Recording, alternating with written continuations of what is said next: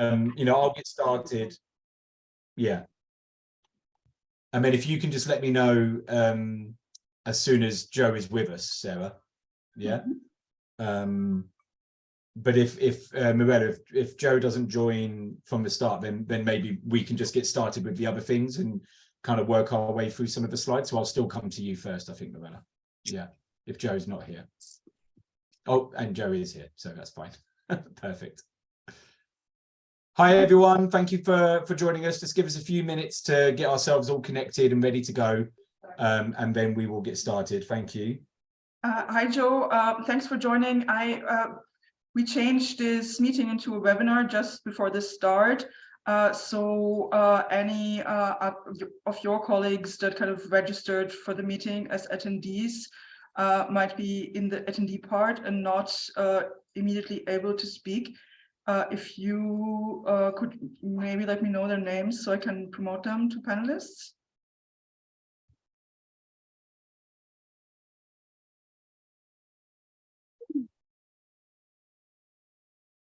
Joe, are you able to hear us?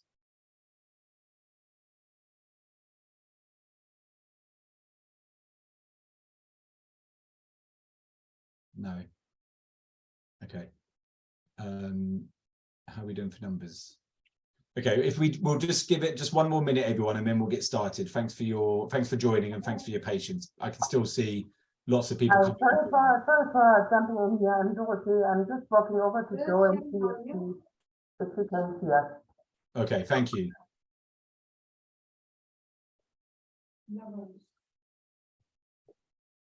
Okay, and I forwarded your invite to our team lead, Mirella.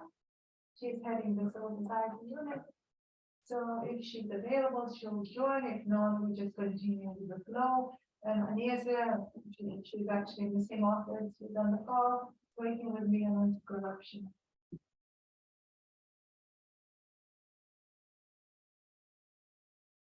Welcome those who have just joined as well. Just give us a few minutes before we start. And lovely to see you all introducing yourselves in the chat. Please do continue to do that. And we will get started in just a few minutes once we've got Joe properly connected.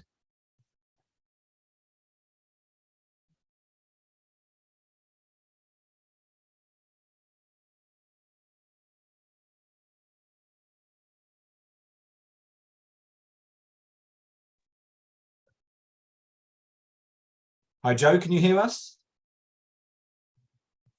Oh, connecting to audio. Okay.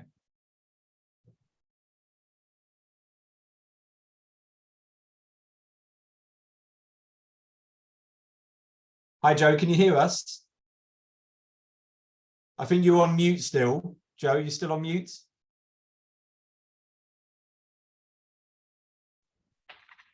Hi, can you hear me now? Hey, yes. So fantastic. Lovely to see you, Joe, and Happy New Year, because I've not seen you yet, so, yes, well, exactly. Yeah. Really pushing the limits of how far into the year I can say that, but yeah, Happy New Chinese Year. That's still like 2 weeks that's more ago. recent. So we still have February to celebrate Chinese New Year. Yes, okay, yeah. So thank you very much, Joe, for joining us. So welcome everybody to this informal meeting organised by the Vienna NGO Committee. And thanks, as always, to civil society units, colleagues for helping us with this. And a special thanks, as always, to Sarah Perker as well for helping to set all of this up. And we're really pleased today to be joined by Joe Dadain, who heads up the CND Secretariat at the UNODC. Joe and her colleagues are here to help answer any questions we may have about the CND, which is obviously coming up in a few weeks' time. We have the meeting is being recorded, and if you're watching this on a recording, welcome as well. And you can use the chat function at any point, and we really welcome you using the chat to introduce yourself. But what I would say is, if you have a specific question, it's easier for us to track it if you put it in the Q&A section. So one of the options that you should be able to see on Zoom is for the Q&A. And if you put a question on there, it's easier for us to see it, because sometimes in the chat, you can lose things quite quickly, as more messages come in. So please do use that function at any time during the meeting. And what we're going to do today is start off with an introduction from Joe and some time allocated for some Q&A, specifically focused on the CND. Then we'll hear from Mirella at UNODC, who'll give us a quick update from the civil society unit, and then an update from the Vienna NGO Committee Board and the committee itself, including a run through of some of the upcoming deadlines, some of the processes, and the various meetings that we've got planned during the CND. So we're really excited. We've got loads of exciting plans that we're going to share with you today. So without any further ado, I think, let's go straight over to Joe. So again, welcome and thanks so much for giving us your time today, Joe. Well, thank you very much, Jamie, for providing us with this opportunity to join today and to also be able to interact on the preparations for the upcoming CND. This will be likely the first CND in kind of similar to pre-COVID times. So we expect, based on the information we have received so far, that there will be many in-person participants. I do think that I'm not sure whether we will have the exactly same number as we had in March 2000, 2 weeks before we had a complete lockdown here, where I think we had like 2,500 people in, or 2,300 people in the VIC, but I do expect we will be quite numerous compared to more recent years.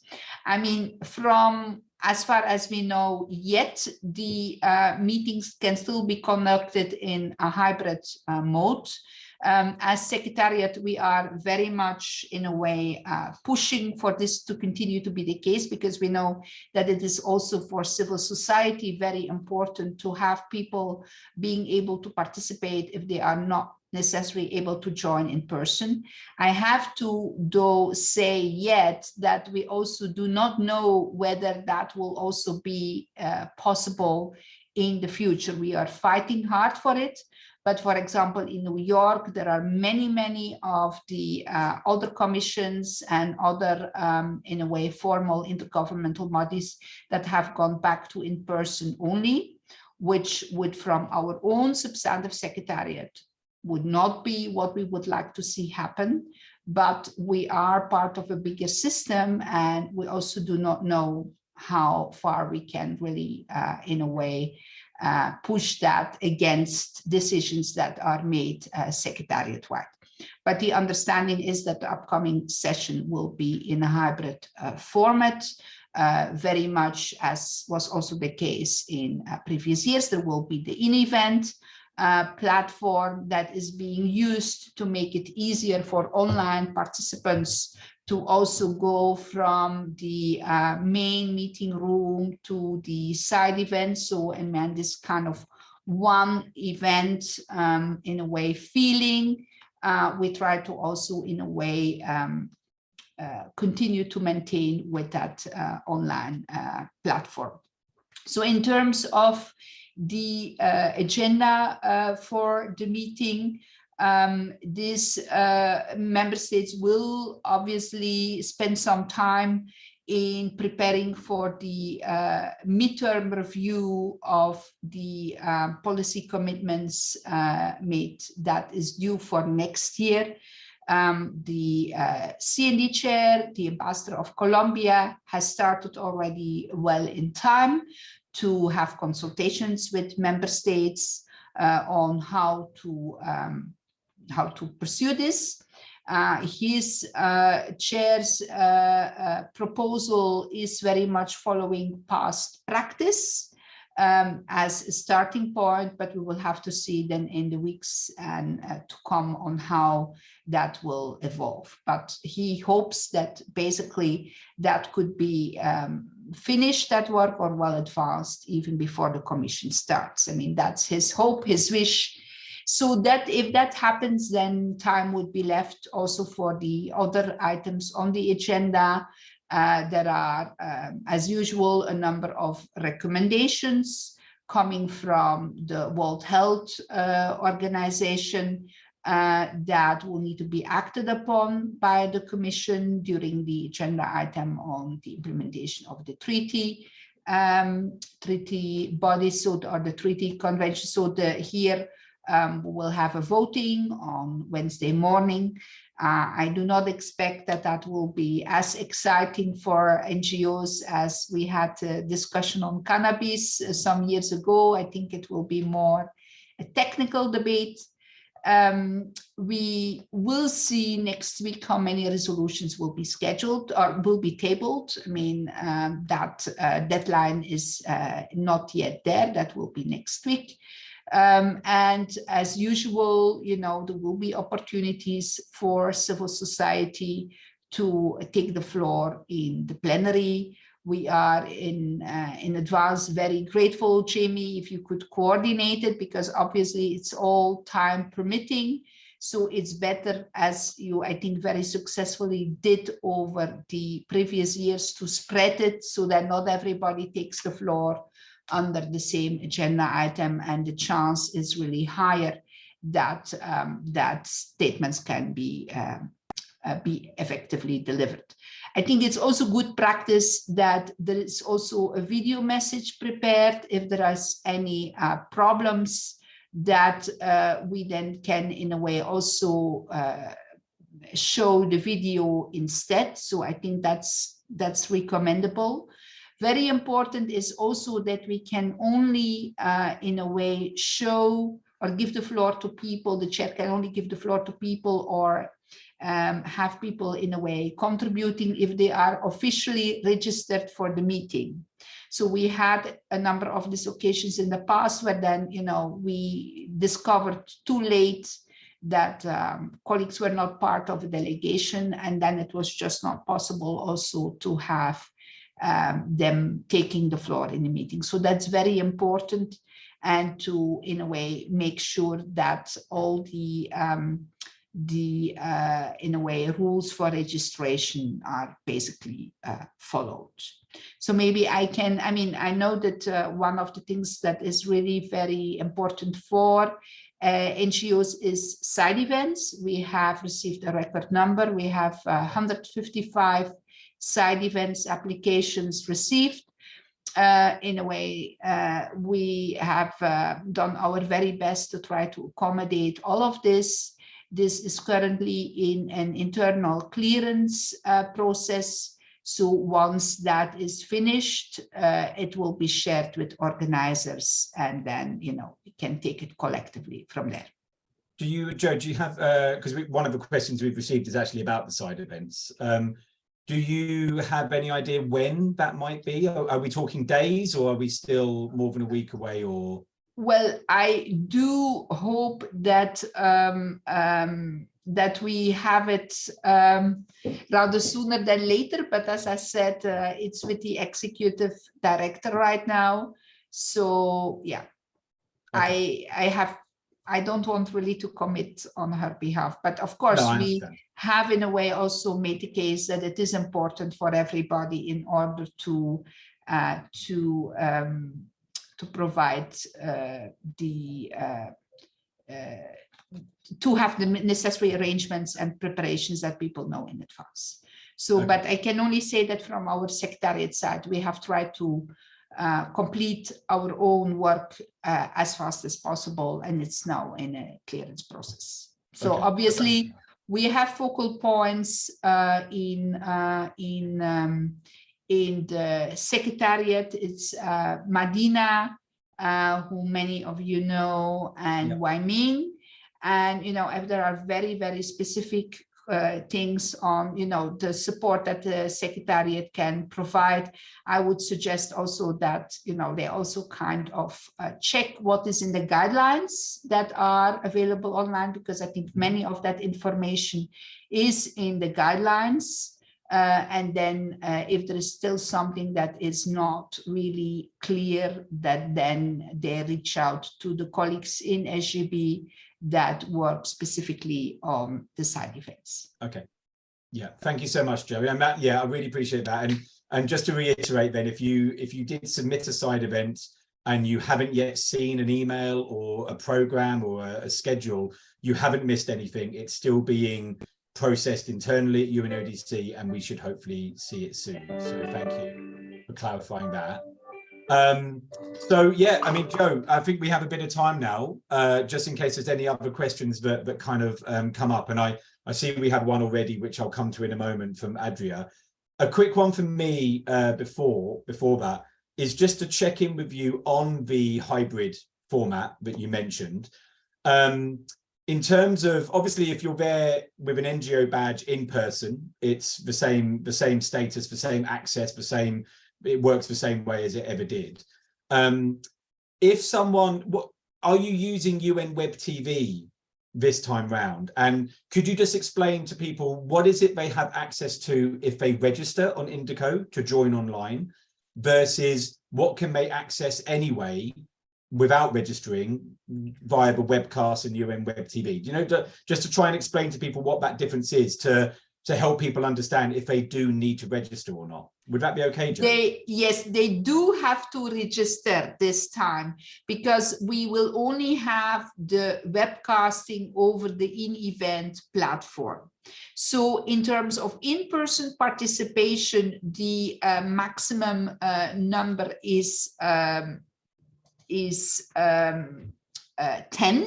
but there is no limitations in terms of the additional people that can register online. Okay. So in a way, but the difference will be that we do not have the classical webcasting as we used it in the past. So it will, in a way, be necessary to go over the in-event platform. Okay. And so will anything be webcast outside of that platform, like the opening session, the plenaries, anything like that? Or is it all being I think my on understanding is that this is all now going to be taking place over the in-event platform. Okay. And just one follow-up question, and thank you for clarifying that. The committee of the whole, will that also be available to those who have registered on that platform? In principle, yes, but under the same understanding as we have had in the past, is that, you know, this is really, while in principle an open meeting, the negotiation is for delegations. Yeah. So in a way, I would kindly ask, for the sake of avoiding that any member state asks for the, in a way, meeting to become closed, because that's their prerogative. Any member state can, based on the rules of procedure, ask for a meeting to become closed. So I would really kindly ask for your understanding that, you know, not to start to make any comments on the in the chat or in the on the platform, because that might lead to member states feeling uncomfortable. So you know, it should be some kind of quite similar to sitting in the back in the meeting the online room. equivalent. So not to kind of, in a way, feel tempted to make any kind of observations or comments on. So that's the committee of the whole, where the resolutions are negotiated. And as Joe says, civil society is very much just an observer role in that space, as we are in person as well. So no interventions are possible, no engagement, or it's just, it is available, but only on an observer basis. And yeah, you're right, Joe, we had that same understanding in previous years as well. So thank you. Okay. Let me just quickly turn to the questions that we have then. So the first one comes back to the side events, Joe, and it's a question about the side events that might be selected, or the ones that would be hybrid in their format. I think the guidance at the moment kind of says that it falls on the side event organizer to do all of the logistics and to kind of make that happen. Could you just clarify kind of what the division of labour would be for one of those side events? Like, what is provided by the Secretariat versus what does the side event organiser have to do themselves? Do they have to bring their own equipment in? Do they have to set up their own Zoom link? Those kind of things. Well, as I said, I think some of this information might be provided already in the guidelines. And I think that in a way, Madina, who is like the focal point, will also reach out once the event is, the program is ready to provide with more details on this. I don't know, I think that Madina is connected online. Yes. Okay, good. So if you don't mind, Madina is really the expert on this matter. So Sure. Hi. Hi, Pleasure to see Marina. you. Thanks for joining. Sure, absolutely. So on side events, yes, from the secretariat side, meaning SGB, we only coordinate the side events, meaning, you know, putting out the program, reaching out to organizers on the logistical matters. For the side events themselves, it's kind of a division of labor between the conference management service and the respective organizer. So what's going to happen for an in-person or a hybrid event, one of the CMS colleagues will be there like 10 minutes, 20 minutes before the start of each event. They will help every organizer to set up the room, you know, check the sound, check that the PC is working, the projector, and stuff like this. They will help the organizer start the meeting if it's a hybrid meeting. And they will be around for the entire duration of the event. If there's, you know, an issue with the connection, if internet goes off, they will be around to help.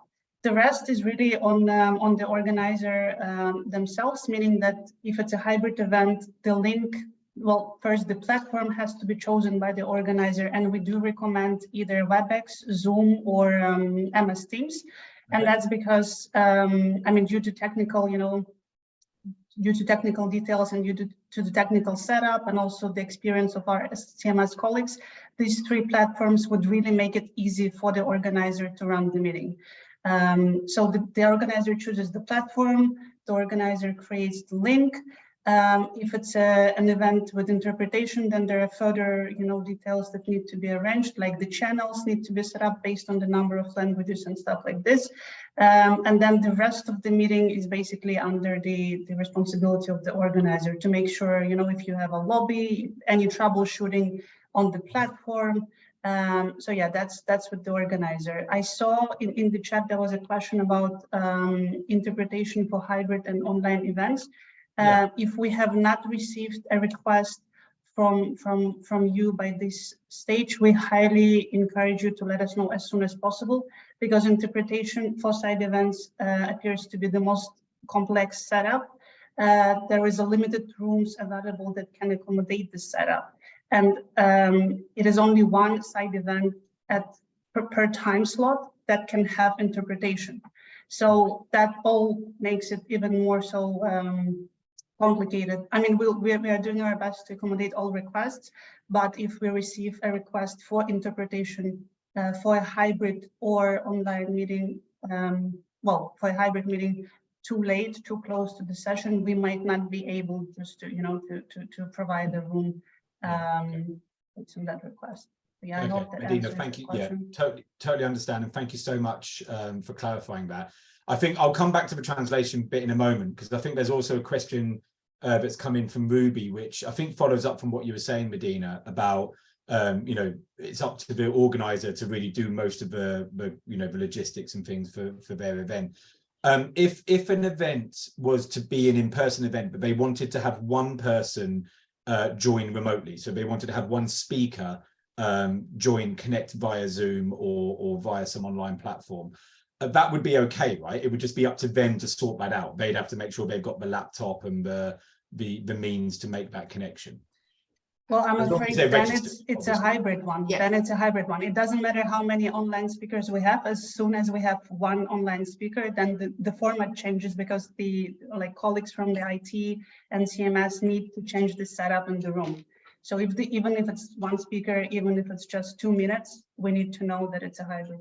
Otherwise, it won't be. So they would have had to have selected hybrid when they submitted the side event proposal to you, so that you know where to put it in terms of. Exactly, in terms of rooms. The room, we currently are very limited still in rooms that have that equipment in the room. So I think for the time being, we can only have one at a time, in fact. So, I mean, so yeah, I mean, Right, Madina, it's still very limited what we heard from IT today. Yes, Yeah. one at a time with interpretation. Yeah. Without interpretation, that's not such a big problem, but if there is interpretation, one per time slot. Okay. Thank you again. And just to come back with another question that's come in, well, no, it's a follow-up to what you mentioned about the translation, and I understand what you're saying. There's one room that has the capability for that, and again, on the form, people were able to indicate if they needed translation, I think, at that point. But what you're saying, Medina, is if anything's changed, let you guys know as soon as possible, you know, in terms of trying to help you out. I think one of the follow-up questions from Sylvia at TNI is to ask that if an organization actually has their own translation equipment. So, for example, I think they're organizing an event where they're going to have one Spanish speaker, and they had their own possibility to bring equipment into the room and set it up themselves if they're not allocated the room that has translation. Is that something that's permitted, or is there some, you know, is that an IT or is that a VIC issue? It's an IT issue. It's not so much about the equipment. It's more about the capacity of the IT to do all the wiring and then connect, you know, the channels, set up everything. So even if you have your own equipment, unfortunately, it's not possible to have it in addition, you know, to an already existing hybrid and with interpretation. Okay. Okay. Thanks, Medina. And I'm just trying to look at all the side event related ones so that we can do all those in one go. One other quick one.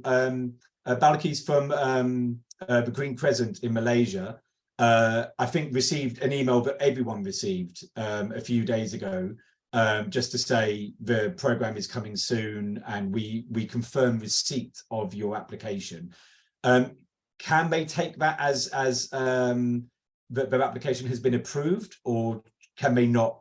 Does it not mean that? Do they still have to wait for another email from your team? No, whoever received an email is in the program. Okay. That's a confirmation. Okay, thank you. That's really useful. Yeah, much appreciated. Yeah. Okay, thank you. I'm just having a quick look at the other questions. I think Ghana's got one, but that's more for VNGOC, so we'll tackle that one later. There's a few. Okay, the translation thing. So people are saying, what if they bring their own projectors, their own equipment? So there's no, they'll do their own IT almost. Like, is that okay? Does that change things in terms of what they can and can't do? Yeah, I mean, the setup has to be done by our IT, because our colleagues know how things have to be set up the best. You know, if you don't do things properly in one room, it may also affect things in a different room because it's all connected. So unfortunately, it's not possible to bring equipment, even if you bring your IT capacity along with them. Okay.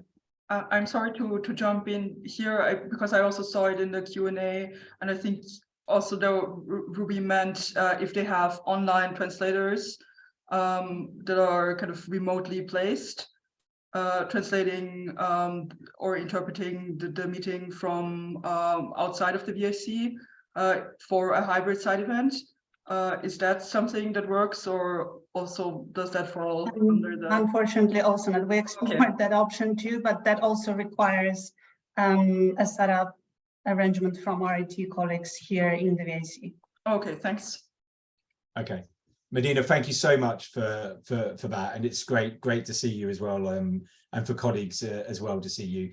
I mean, it is wonderful that the demand has been so high. That's really positive. One thing I'm actually interested in, you might not have the exact numbers to hand, but just because this was the first year where a side event application, you were offered the choice, right, between in-person, hybrid, or entirely online.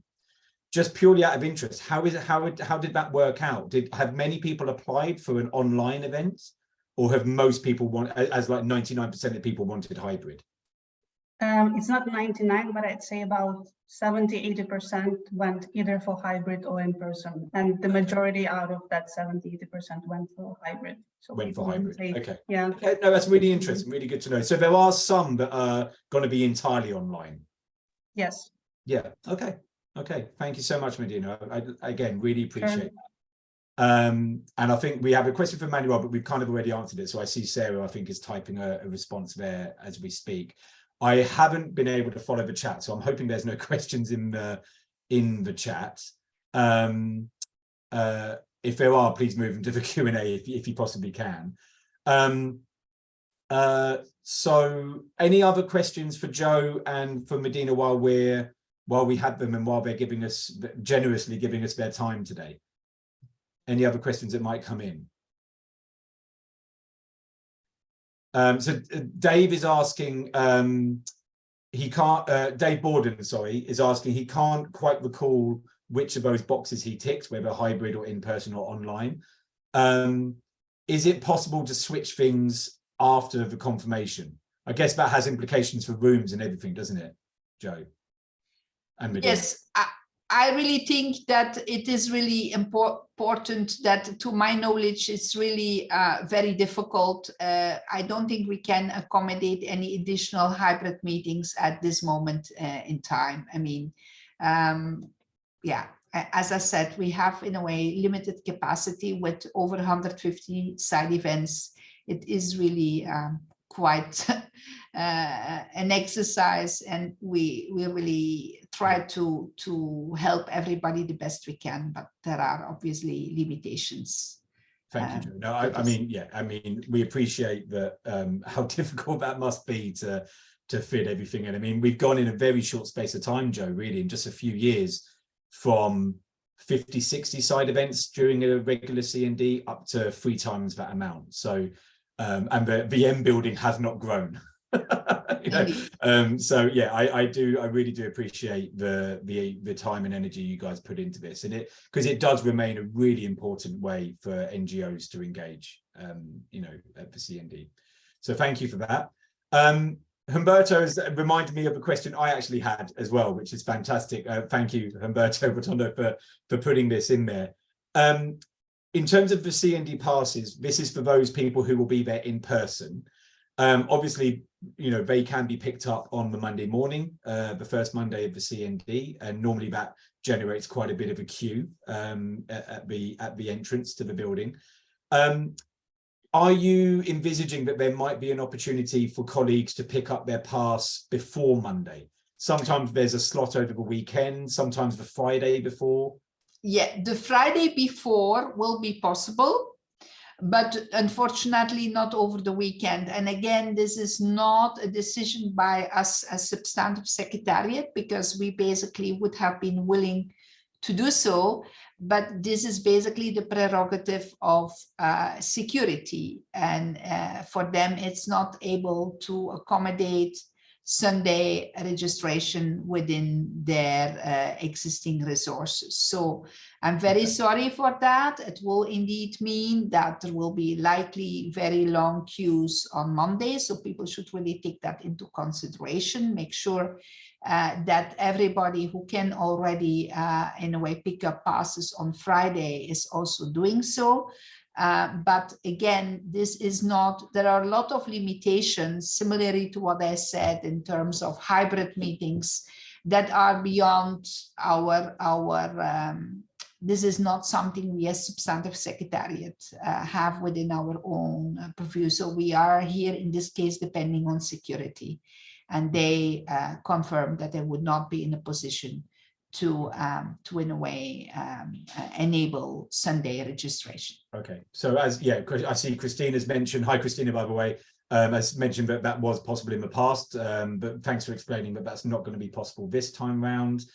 And I think to answer Amy's question as well, really for the CND you need a CND badge. So just having your annual pass or something like that to get into the VIC, that will get you in the building, but to actually access, this is right, Joe, right? To access the CND plenary and this, you know, and to be part of the CND, you really need to have that specific pass for the CND, right? Yeah, I mean, I think Medina, if Medina can help me, I think Stefan, I don't know whether Stefan is connected. Yes, I am here. Okay, Stefan, I think this is, Stefan is our Indico and registration specialist and focal point. So everything that relates to Indico and registration would be best answered by Stefan. Stefan, please. Just answer, Jamie. the participants who have already an annual grant pass, they will not need a specific pass for the CND. Okay, they will be able to access the premises with the annual grant pass. Okay. Okay. But if they want to be listed on the list of participants, for example, then they would need a CND pass. No, because basically this is based on the registration on Indico. Oh, so Okay, they would still have to register on Indico. Exactly. If you are registered on Indico, you will be on the list of participants. The badges itself, the printing of the badge is a different system. Okay. So in terms of picking up passes, then, if you do have an annual pass, then that allows you to avoid that Monday morning queue. I see Lucia was asking about, and hi Lucia, by the way, was asking about the deadlines. We have all of that in the slides, Lucia. We'll cover all of that as we go through in a moment, including Stefan, including the Indico deadlines and things like that. So we will cover all of that on this call. To answer Amy, we were told that for in-person, we have 10 passes per organisation for the CND, and then on online participation, it's unlimited. Yeah, just to confirm. Yeah, this is correct. Yes. Yeah. Okay. So thank you, Amy, for clarifying that. And a quick question that came and went from Christine: do we have any idea when they open on Monday for the passes? Has that been decided yet, or so that people can set their alarms nice and early? It will be open as of 8 a.m. in the morning. 8 a.m. Okay, fantastic, Stefan. Thank you so much. Yeah, appreciate that. Okay. Any last questions before we've already kept Joe and colleagues longer than we promised we would. But this has been really helpful, Joe, and I do really appreciate and Medina and Stefan. It's really great to have you here and just to be able to, answer questions directly rather than have this, back and forth and stuff. So really, really appreciate it.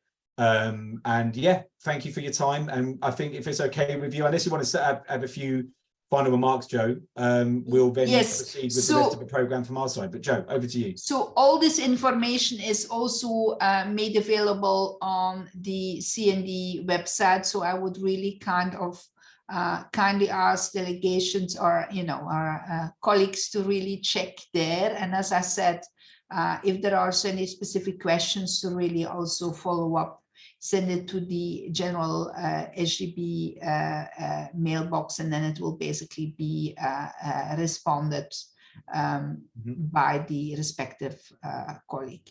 Once more, we count on you, Jamie, and on all colleagues involved to understand this meeting takes place in a difficult geopolitical time. But obviously, this is an intergovernmental meeting of the United Nations. All member states have the right to participate at equal level. And we really count on everybody's understanding to also act accordingly. Thank you, Joe. Yeah, and a very important reminder. And yeah, the VNGOC, so the CND website link, Sarah has now added that to the chat, as well as the email addresses, including our own VNGOC email address, because please remember that's what we're here for as well, to support us in any way that we can. So yeah, thank you so much, Joe. Thanks, Medina. Thanks, Stefan. Really appreciate it, and really looking forward to seeing you in a couple of weeks' time. Yeah. Brilliant. Okay. Safe travels. Bye bye. But everyone else, please stay on because we want to carry on. We also want to go through some of our plans, and I know the Civil Society unit want to do likewise as well. So please stay with us, and I hope that was useful. And if you do have any follow-up questions, as Sarah's put in the chat, you can always send those via us, or you can pose those questions to us, and we'll try and help as best we can as well. So we move on, and what we want to do now is really run you through some of the key moments, some of the key events happening during this week, during the CND week, and crucially, as Lucia mentioned, some of the key deadlines, because February is the month of deadlines as we all try and get everything ready for the CND. But before we start, I want to hand over to Mirella, the head of the Civil Society unit at UNODC, who has also joined us today. Thank you, Mirella, and is going to just talk to us a little bit about their plans and some of the highlights as well to look out for during the week. So, Mirella, over to you. Thank you so much. Thank you, Jamie. Thank you for organizing this session. And actually, I thank one of a person who has become my staff, considering Sarah is now entirely part of the civil society unit, even if she's performing her task as a project officer to the Vienna NGO committee. So thanks, Sarah, and also we'll have a presentation on things that you may not have thought of asking to Joe, and again, thanks to Joe and to the secretariat team that have intervened in the early session. As many years, the CND will continue to have a briefing on the first day, and for those who will manage to go through and get their badge, it was good to hear that those who have a badge don't have to wake up too early, but make sure you are registered in Indigo, because it's important that your name and your organization figure as a participant to the commission. So we will have our NGO briefing at 9 a.m. I don't think we have yet a room, but you will be informed on time. There will be always this the NGO lounge in the M building. It's the same, if some may remember the number, MOE27. And we will have a rich program, I would say, considering it's also going to be the 40th anniversary of the Vienna NGO Committee. And the city of Vienna was kind enough to accept to host an event. The details have to be worked out, but hopefully there will be at least enough space to have some of you, if not all, participating. The other thing, there will be obviously a side event to celebrate here, and I think I've seen among the people listening two of the previous chair. Hello, Michel Perron, and hello to Esbjørn. It will be your occasion to share also your experience of the past year as chairing the Vienna NGO Committee. I know it's also an important session for the Vienna NGO Committee, because there will be also election, and I think Jamie, even if we would like you to remain, but you have done the maximum of the mandate, so this is also an occasion to celebrate you, basically, as finishing this cycle, an important cycle in sharing the Vienna NGOC. Another among the various side events that there will be certainly very interesting, there is one that the civil society unit is sponsoring or co-sponsoring also with the Vienna NGO Committee, and it's a side event called Saving Life, putting joint commitment into action. It was really something that we came up together with Jamie when, after the session on human rights, we realized that nobody is speaking about the right to life that is taken away sometimes by drugs, and there will be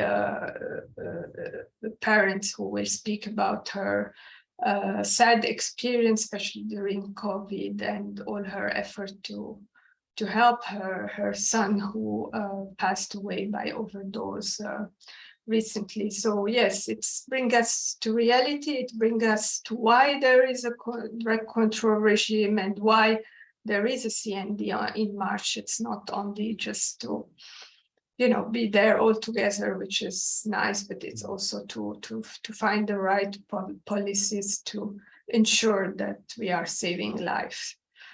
I will stop here. If there are questions, happy to answer them. If not, looking forward to seeing you in March. Thanks so much, Mirella. Any questions? And just to echo what Mirella said, it's fantastic to have Michelle and Esbjørn here. So thank you both for joining as well. That is 3 of the 4 chairs and former chairs of this committee are now on this call, which is fantastic. And I really look forward to seeing you guys in Vienna. Okay, so thank you very much, Mirella. Let's quickly go through the other slides. And obviously we put these together before we've just heard from Joe Dadain. So please forgive us if there might be some slight inaccuracies in them, but we'll try and go through these as best we can. And also, if there are any inaccuracies, we'll correct them before we put these online for all of you to see. But yeah, so basically, as we said, I think this bottom category here sounds like it's no longer possible. So really, there's 2 ways to join the CND. You either join in person and travel to Vienna, or you register online and you follow it remotely through the Indico platform and the in-event platform that CND will be using. So those will allow you to observe the plenary sessions, the hybrid side events, the committee of the whole, as we spoke about. So that's really the choice you have at this stage is, do I travel to Vienna or do I join this meeting online and register for that? Lucia mentioned about the deadlines. Really, the most important deadline is the one on the screen now, the 9th of March. That is the deadline by which you have to have registered on Indico. So that's a really important deadline. I know how tempting it is to leave things till the last minute, but I would really urge you not to do that. Please register as soon as you can, so that there's also time in case there's any problem or any questions or anything like that. If you do have any problems, let us know. But you need to register on the Indico platform, and each person. So if your NGO is bringing 10 people, every one of those 10 people has to individually register on Indico. Okay, that's really important. And then you also have to send your letter to the SGB, as we always have done, saying here is the delegation from my organization. Okay, so there's these 2 steps that you have to follow, and you need that letter also in order to register on Indico. So do the letter first, give it to the 10 people, and tell the 10 people they have to register using this link that you can see here on the slide. So that really is the app, that's the headline deadline, so to speak. That is really the most important date for your diaries. But you can do that now. That system is now open. So please do go ahead and do it as quickly as you can. And again, please jump in. And Sarah, maybe if you could let me know if any questions come up, because I'm obviously looking at the slides, not the Q&A at the moment, but just jump in if there's anything. So again, this really hasn't changed, and it's all captured really well in the CND guide that the VNGOC has now produced for a number of years. But there are lots of ways to engage at the CND. And the formal ways are that you can submit a written statement to the CND, and that will then be included in the documentation of the meeting. And the deadline to do that is the 27th of February. So you've got a couple of weeks left to put that together. There is a word limit, a very strict word limit, I must stress. And that needs to be submitted to the SGB email address. You can also, if you are there, if you're participating in person or online, you can apply to make an oral statement. Joe Dadain mentioned this, and what has happened in the past is that loads and loads of NGOs want to speak in the opening session on the first day, and then later on in the week there's very few civil society statements, for example on the agenda item on the midterm review or the sustainable development goals, or following up from the previous commitments from 2016 and 2019. So do think about that. Have a good look at the agenda before you decide to make an oral statement, and have a look and see which agenda item really fits your statement best, and think about applying later in the week rather than on that first day, because I'm sure a lot of us have been in this situation where on the first day, in order to fit everyone in, it goes way into the evening, and sometimes civil society can end up waiting until 8 p.m, 9 p.m. to make their intervention, and unfortunately by that time the room sometimes is half empty as well. So just something to think about in terms of the oral statements. Again, as with so much else, you need to be ECOSOC registered to apply to make that statement. So please bear that in mind. And the other key way to engage is with the NGO table. And what we're planning to do this year is to have a physical table, as we used to have, from 2020 and before. So there will be a space for you to place your reports and any other documentation, leaflets, flyers, materials that will be of use to the other participants at CND. But we are also still planning to do a virtual NGO table. So even if you are not planning to attend, there'll still be a space for you to share and upload your documents, your resources, your research, in a place where the other CND attendees can see it. That's still a work in progress, and we'll make an announcement about that soon. And throughout the week, we have, as Mirella mentioned, the NGO Lounge, which is downstairs in the M building, right in the far corner. And that is a dedicated space for us all week long. If you just need a quiet space, or you need to do some work, or you want to meet up with other NGOs, that's the place to go. We've talked about the side events, and we've talked a lot with Joe. We're still waiting for the program to be available. But we have, obviously, the VNGOC side event will be around our 40th birthday, our 40th anniversary, which is in 2023. We'll obviously let you know more details about that as we get them. And one of the things that will be coming from the VNGOC as soon as possible will be the application process for an open call for speakers for some of these side events. And actually, hopefully, for some more side events as well. We're actually waiting for confirmation from UNODC, from the prevention and treatment team, to get confirmation of other side events where we can actually provide some civil society space. So more on that very soon. Sarah will be sending that out as soon as we can. And then the other key part of the week for us is the informal dialogues. These are the Q&A sessions that we have with the key people in Vienna. So we have a date tentatively scheduled for Thursday morning with the ambassador from Colombia, the CND chair. So that one will be on the Thursday, we think. And we're still waiting to hear back from Ms. Gardawali, the executive director of UNODC, and also the INCB president. We know that those events are happening. They are definitely happening. We just have to try and work out when the best time is. So we'll share those dates as soon as possible. And in the past, we have had a Q&A also with WHO. But what we're trying to do this time is to expand that a little bit and actually to have an informal dialogue with all of the other UN agencies who are there in Vienna in person. So we're hoping to have UNAIDS, Office of the High Commissioner on Human Rights, UNDP. I think in the past, UN Women have also attended, and maybe some others as well. So again, watch that space. But even though we don't have the dates yet, the process to apply and submit your questions, that is open now. And the deadline for that is the 15th of February. So that's next week. So please do submit your question in advance. You do not need to be ECOSOC registered to ask a question. You do not need to be a VNGOC member to ask a question. This is an open dialogue for civil society. And if you have any questions, please let us know. The other thing quickly to mention, or in fact, do we have Trixie? I think I can see Trixie connected. I don't know, Trixie, if you want to say a few words on this. I didn't ask you in advance, so I'm sorry if I'm just putting you on the spot here. Yes, I can jump in real quick. Thanks.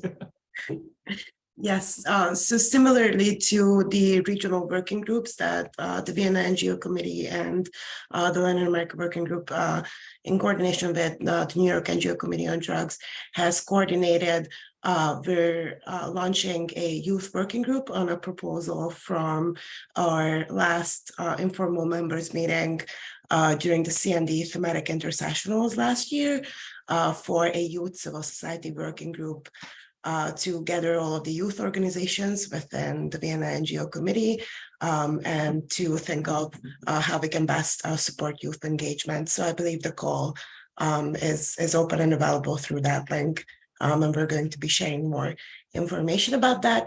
But similarly to the regional working groups, the scope and sort of the objectives of this working group is also going to be defined by the representatives on the groups, on the group themselves. Brilliant. Thanks so much, Trixie. And yeah, this really follows on from some good experiences we've had with other kind of focus working groups, particularly regional ones. So we're really excited about this. And I think, again, this came up, this was proposed in, I think the previous members meeting, it came up as a suggestion. So really happy that we're able to follow through on that. And sorry, it's taken a little bit of time, but yeah, fantastic stuff. Thank you, Trixie. Thanks so much. Okay, so I've just had a quick look at the Q&A. I think we're up to speed. So if I just keep going, but please do let me know if you do have any questions. So this one is kind of the jewel in the crown, I guess, for the week for us. Is, you know, the one we're most excited about as the VNGOC board in particular. It is our 40th anniversary. The Vienna NGO Committee was founded in 1983. So we are celebrating our 40th birthday this year, and to do that, we're really pleased that the city of Vienna has agreed to host us at City Hall in the centre, and we're going to have a really lovely reception on the 15th of March, which is the Wednesday of CND, in the evening. So more details will come very shortly, including obviously an invitation to all VNGOC members. But we really hope you can join us for that, because it's not every year that your committee turns 40.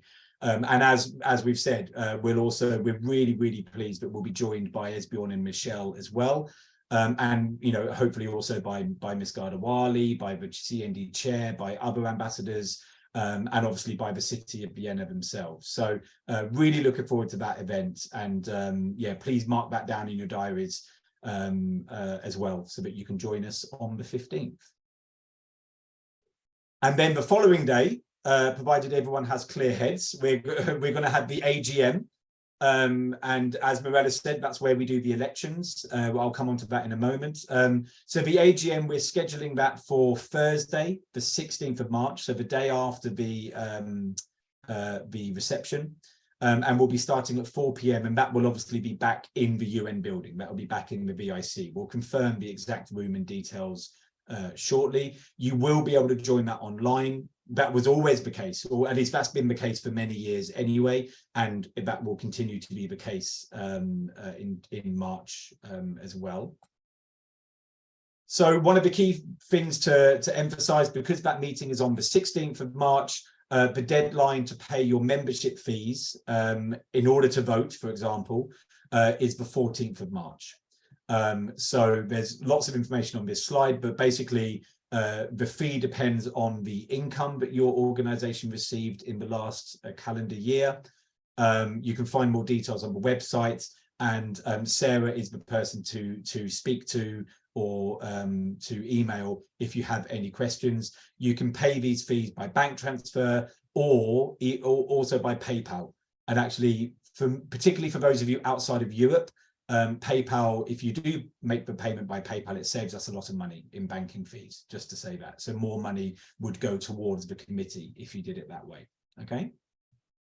Now, one of the things that we are also going to discuss at the AGM is a document that the board have put together.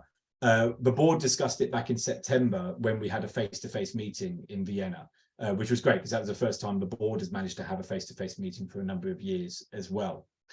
That proposal has been shared already and is available on our website. And I want to discuss, I just want to introduce it now really, and give people an opportunity to maybe comment on it or to ask questions at this stage.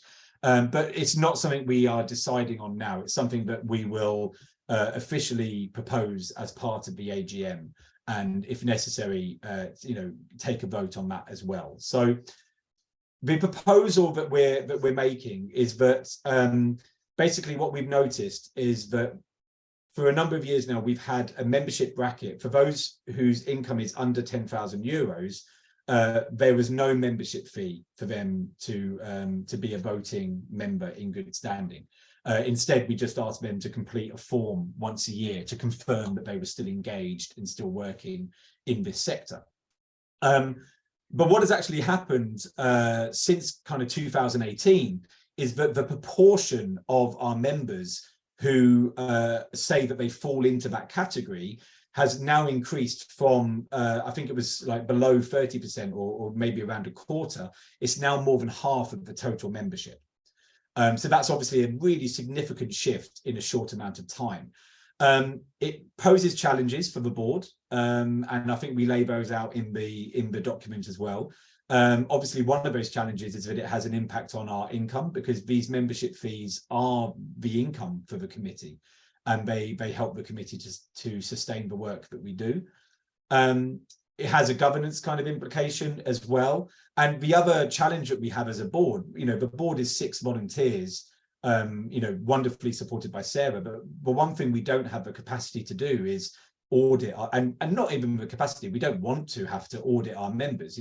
If someone says that they fall within the 50,000 to 150,000 category, we take them on their word. We trust them on that one. And one of the things we really don't want to get into is starting to ask people for their accounts and their bank statements and things like that. That's not something that an NGO committee needs to be involving itself in. So there were some concerns about this shift and how that has happened in such a short amount of time. So the proposal that we're putting to the membership, and again, this has to be voted on by you. This is a decision that the membership will make at the General Assembly.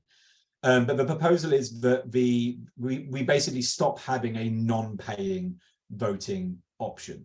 And there's still a much reduced fee for the smaller organizations, but there is a fee. What we want to propose is that we have a fee for every different size of organization.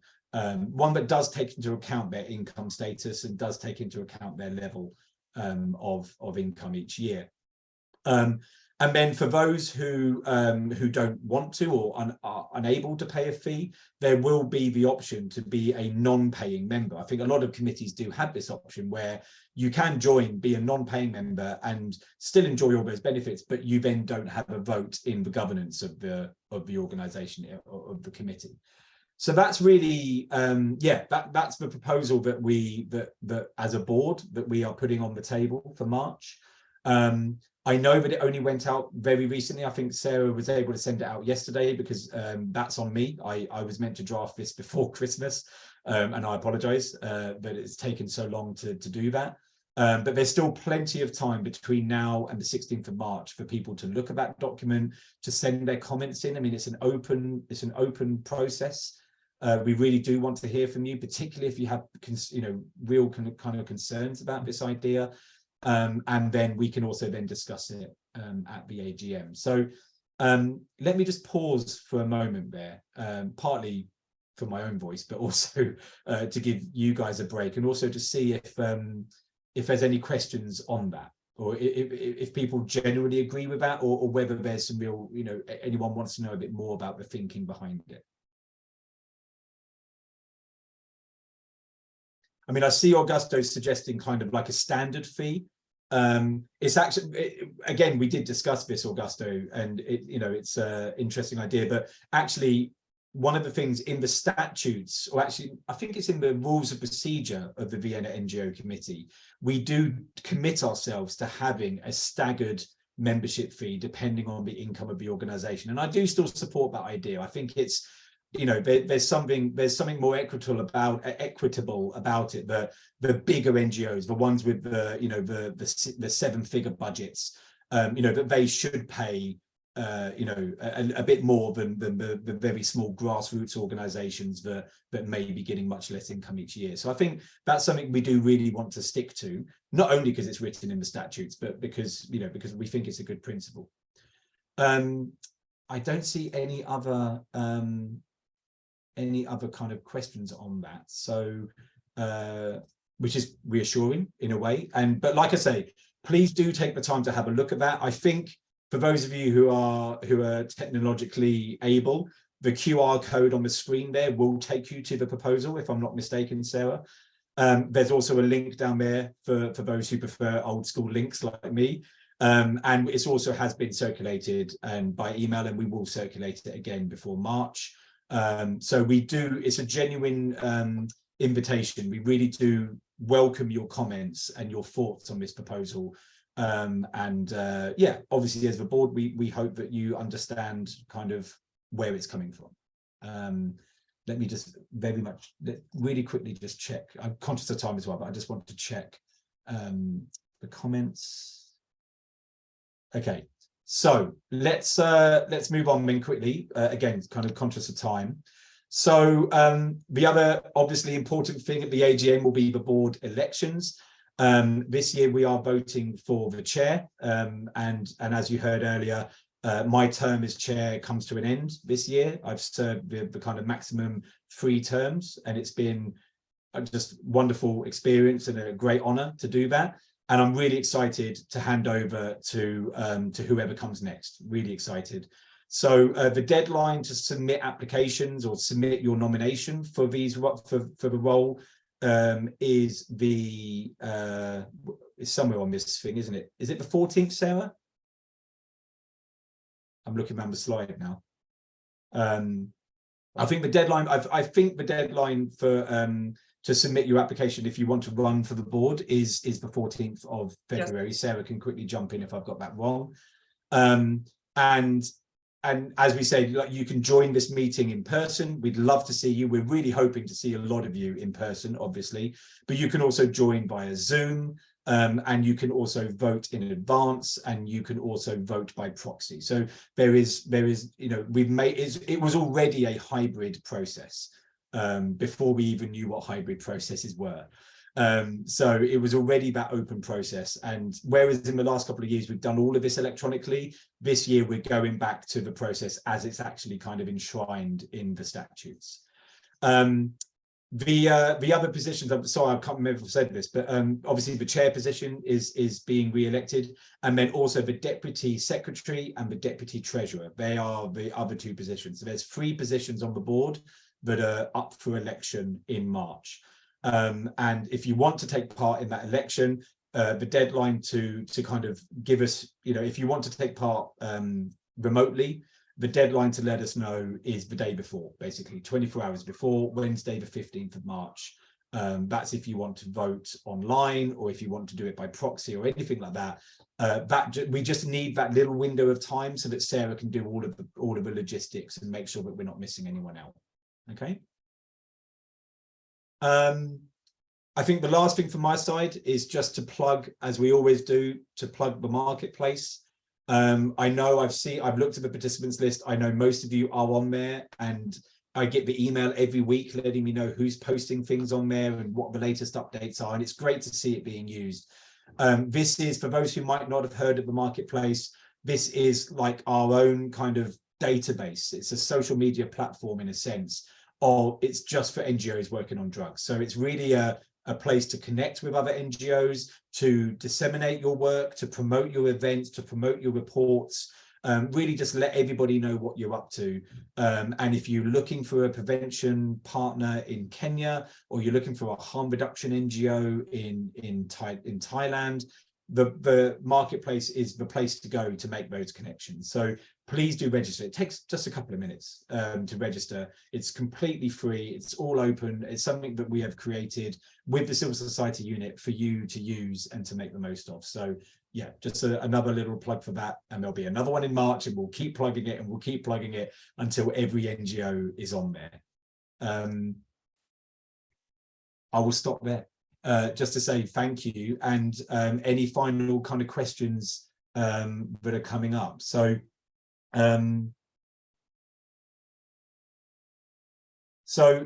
Joseph's asking about side events in country. The deadline to apply for side events has passed, unfortunately.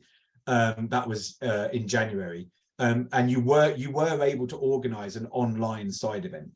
So that could have, you know, you could have had an event in country kind of linked to the CND.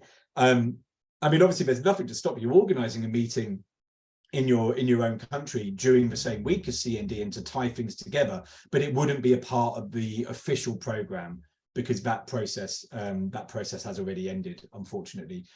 Normally the applications for side events, it opens at the beginning of January and closes at the end of January. Normally, you know, or thereabouts. You normally get like a 3-week window, Joseph. So yeah, but again, if you have an event and you want to organize an event in your country, you can do so as an NGO. Of course you can. and you can link it to the CND, and you can then promote that on the marketplace, you know, and let other people know through the VNGOC, let other people know that you're doing that.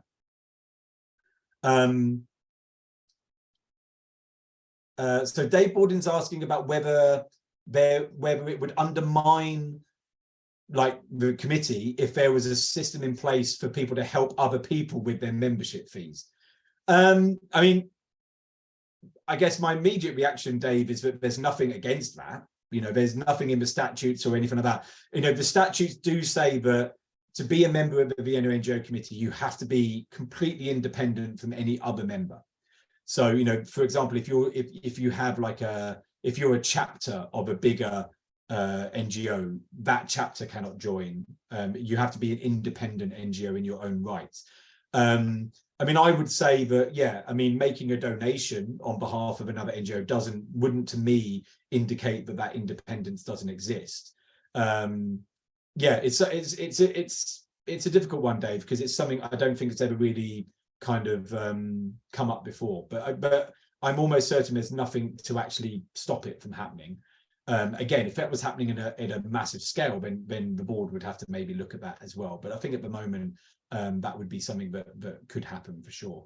You know, and I think the idea behind setting that lower bracket at 30 euros is really an attempt to not price anyone out. You know, like it is a, you know, compared to my organizations in several NGO committees, you know, and you know, it's deliberately priced in a way that we hope it doesn't deter anyone or prevent anyone from being part of this committee, because that's not what we want to do. We want to be as open as we can, for sure.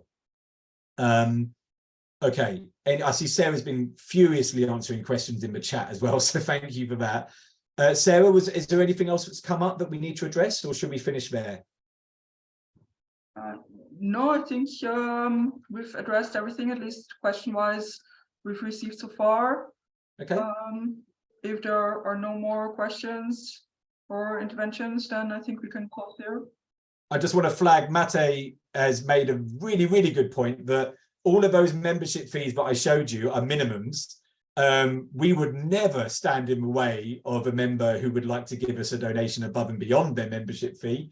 You know, needless to say. So yeah, just to say that also, you know, and that has happened in the past, and it really does help, and it would be hugely appreciated. So yeah, thank you, Matej, for kind of reminding us of that, for sure. Okay, well, just to say thank you, everyone. Thanks for joining us. I hope that was useful.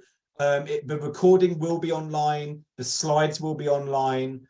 And we'll incorporate the things that we've learned today as well from Joe Dane. We'll incorporate those into the CND guide as well for you. So in the meantime, you know, we are here right through to CND and beyond. If you need anything from us as the committee, please contact info@vngoc.org. And we are here. That's what we do. We're here to help you as much as we can. So if you've got any outstanding questions or anything else comes to mind, please let us know. And yeah, for those of you who are traveling to Vienna, I'll see you in just a few weeks at the CND. Really looking forward to it. So thank you. Okay, thank you, everyone. And yeah, safe travels for those who are traveling, and do let us know how you all get on, including those who are joining online. Thank you.